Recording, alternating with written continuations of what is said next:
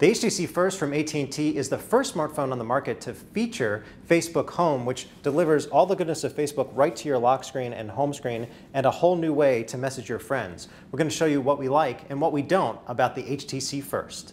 Let's start with the design of the HTC First. This is a really compact unit that comes in black, white, blue, and red. And what we like about the design is not only the rounded corners, it's really easy to hold with one hand, but the soft touch finish on the back. Some people might think that this is too simple, but we really like the simplicity of this device, and also just how easy it is to operate with one hand as opposed to some of the phablets out there. We also love the display on this. Even though it's 720p as opposed to 1080p on some of the higher end phones, you get really wide viewing angles, and it's a fairly bright image. We tested at about 400 lux. The star of the show, though, is really the interface of Facebook Home. And as you can see here, this is my mug on Facebook. And a couple of things that you don't get on the Facebook Home download is right here. And these are the notifications that come not just from Facebook, but from other applications. HTC worked with Facebook to make sure you get things like whether it's an update for an application or Gmail.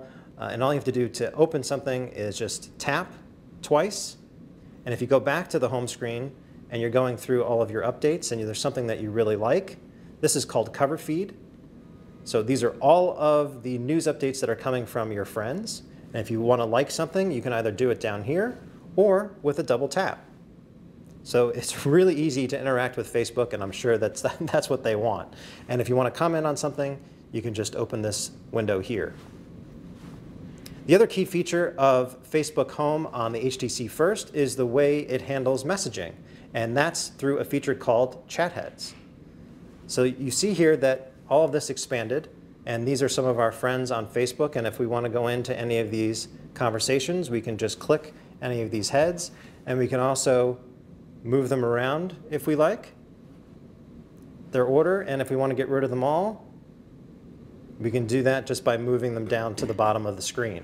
What we love about the chat head feature is that even if you're in the middle of a conversation, you can go into your application, let's say something like Chrome, and the chat heads follow you. So you don't have to go to a dedicated messaging application to stay in touch with your friends. Plus, the chat heads feature supports not just Facebook messaging from one friend to the other, but also texts.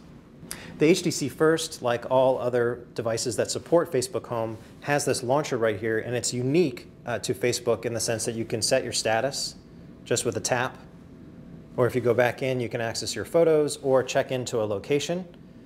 All of your favorite applications are arranged here, and if you want to add something to the mix, you just press and hold and drag it over. If we have one complaint, though, it's that you can't collapse applications on top of one another to create folders, nor do you have widget support, although if you want to, you can turn Facebook Home off to get that pure Android experience. There's a couple things that we don't love about the HTC First, and that starts with the 5-megapixel camera. We found it just took okay photos, and we are also not big fans of this stock Android camera app, because you can see it really scrunches the viewfinder.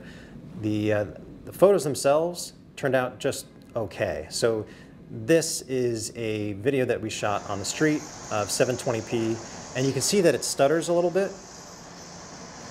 So that's a little bit of an issue. And then some of the images that we took, although the details are good, they're blown out a little bit.